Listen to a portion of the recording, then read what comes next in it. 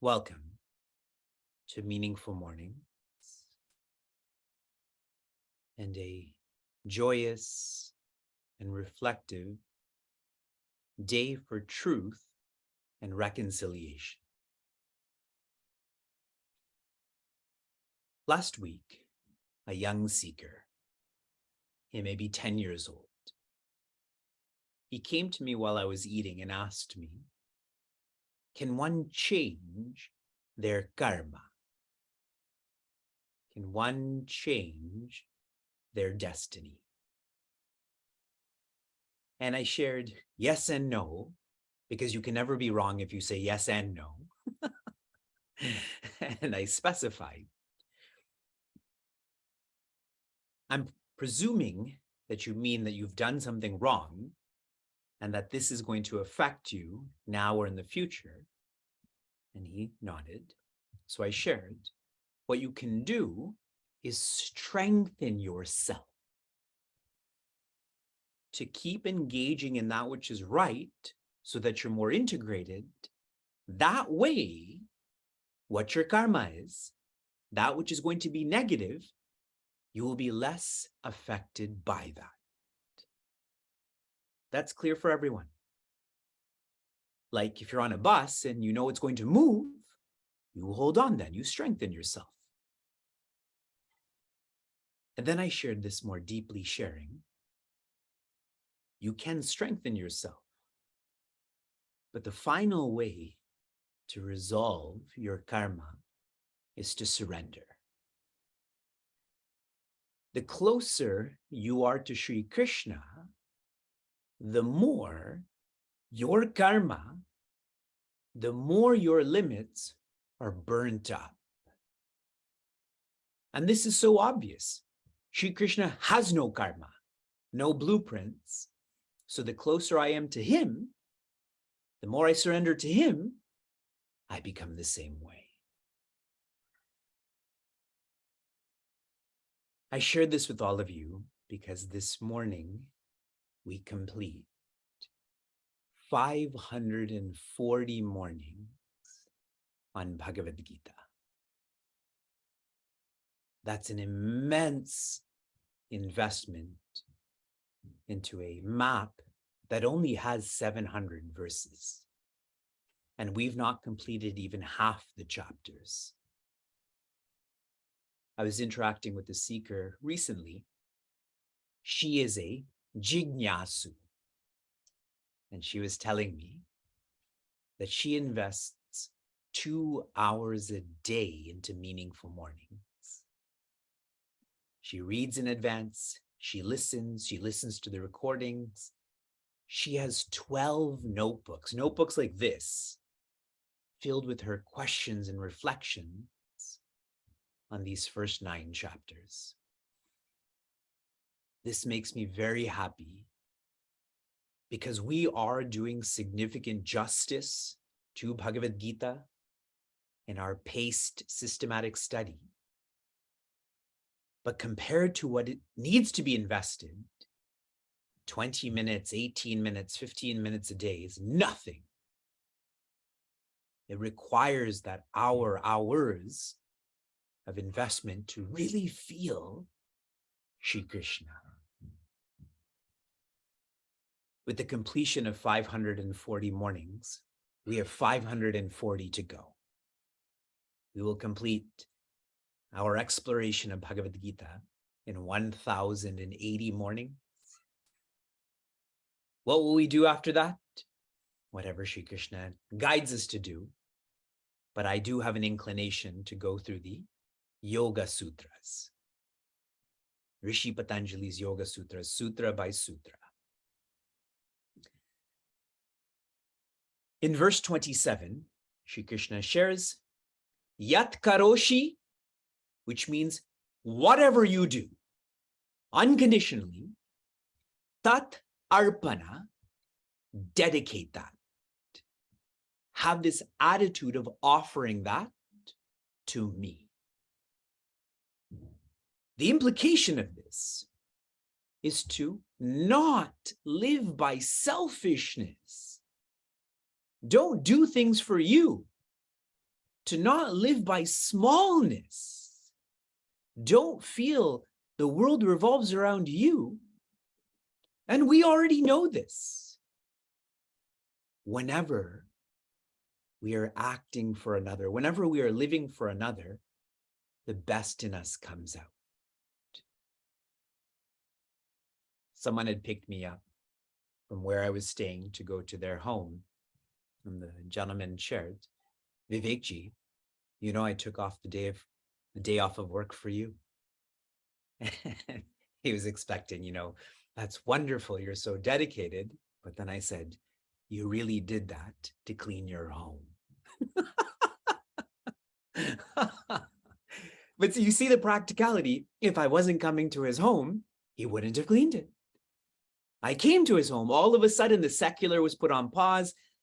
Their home was clean. The best in us comes out.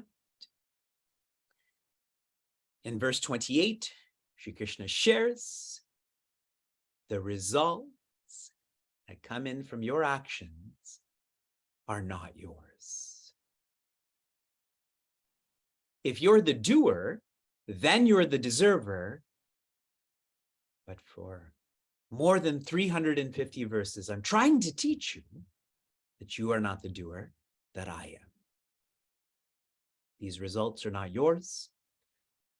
How do we orient ourselves towards that? To live more lightly. To be light-handed. Typically, the notion is to be light-footed, to have a light carbon footprint.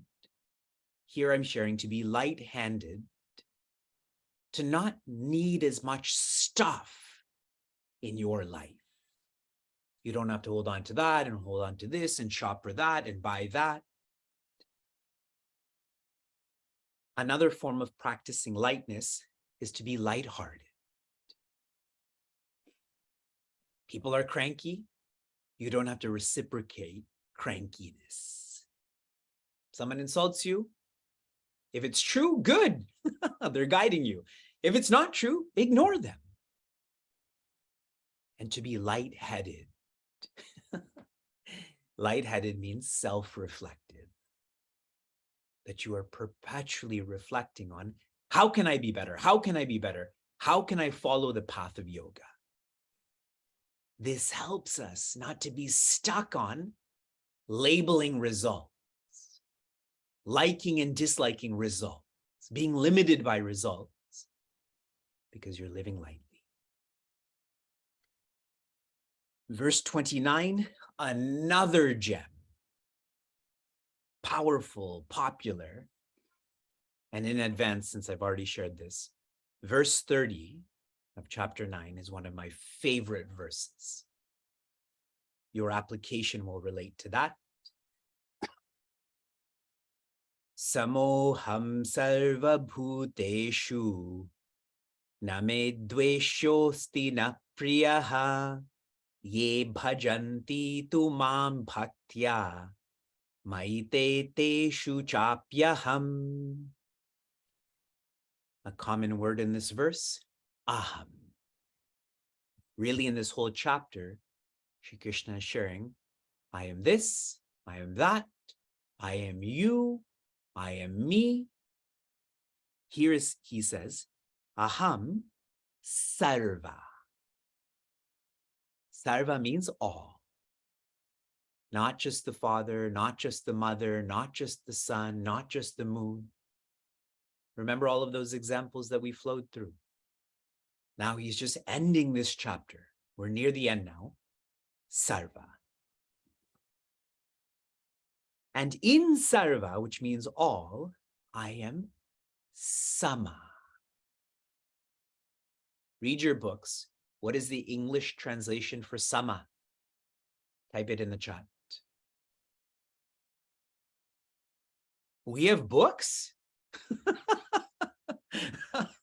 This is not your original thought, Vivekji. Same, exactly. The word same came from sama. Shri Krishna, divinity, is the same in all of us. All of us includes animals, plants, stones. Hence our environmental effort. It is a humanitarian effort. He zooms into this. Name, to me, dveshaha. There is no one dislikable. And for all of those who are egotistical, na priyaha. There's no one likable either. I don't dislike anyone. I don't like anyone. And I shouldn't have to say, but if you want to be closer to Sri Krishna, that you have to feel the same way. There's no one dislikable. There's no one likable. How do you start with that? Start with results. It's not like them, not dislike them. They're just results. For those unfamiliar with the Ramayana, Sri Rama lived a tough life. From when he was a teenager and forever, there was one sad experience after another sad experience. In the Ramayana, what is taught, Sri Rama felt equally sad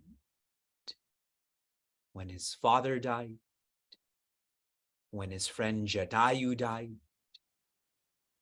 when his wife was abducted, equally sad, not more for his father and less for his friend. And those details show us how true these statements are, with how much rigor we have to practice.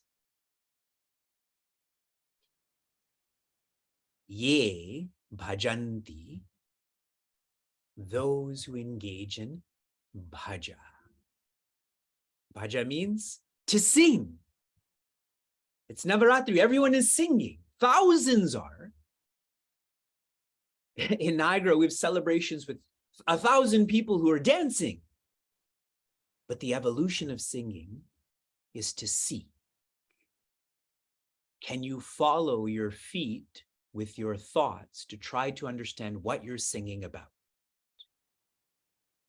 Deeper than that is to serve, to grow out of selfishness, smallness, but to serve what you're thinking about. And the finality of bhaja is to surrender. Surrender the ego. That's what Sri Krishna is hungry for. Sing, seek, serve, surrender. Those who engage in bhaja, tu indeed, mam bhaktya, they are devoted to me. They breathe for me. Earlier this week, I was interacting with a seeker who's having a tougher time in terms of dating. Anyone who's interested in dating, let me know. I can connect you to him. And I told him that the way to enjoy this struggle is to remember that the purpose of your life is to be happy. Not to be a boyfriend or a husband, etc., but to be happy. Be happy while you're dating. You will be like Krishna. More people will be attracted to you then. Mai te teshu cha api aham. They are in me. This is not a new thought. We have already come across this. But now, Shri Krishna also follows up saying, I am in them. They are in me. I am in them. Making this very personal. They are in me. The thoughts are in awareness. But this is a new teaching now, a new revelation. He says, I am in them. Awareness is in the thoughts. This shows that that separation between the one who surrendered and Sri Krishna is no longer there. Please don't feel that Sri Krishna is partial. He is not. We are. Those who know him are the ones who benefit by being him. Being with him, being him, they're the same. And if I can share a final visualization from the reading, Halloween is coming up. Suppose you go trick-or-treating and there's a post that you see in the dark, but you feel like you're seeing a ghost or some sort of creepy figure. You're feeling this, but factually, actually, what are you seeing? The post. Factually, actually, who are you? Shri Krishna. You know it, you benefit by it. You ignore it, sadness comes with that. From inspiration to application, your application was to research and wear an orangish shirt. Many of you are wearing an orange shirt right now, which I appreciate. I ask you to do so little, really. And even when I ask you to do this, who is this for? Your 540 mornings are mine too, yes? In terms of preparation, facilitation, and so on. This orangish shirt symbolizes that every child matters. Indigenous children in this country have been treated horribly. Really, in every colonial country, that would be the case. And this orange shirt is a reminder to live for truth and reconcile any injustices. Tomorrow, I will be going to a powwow where many of the sentiments relating to Indigenous children will be shared. If you didn't engage in this application, please do so. Wear an orange shirt to work, school, etc. today. Your application for this morning, I want you to feel, for leading up to tomorrow, fresh.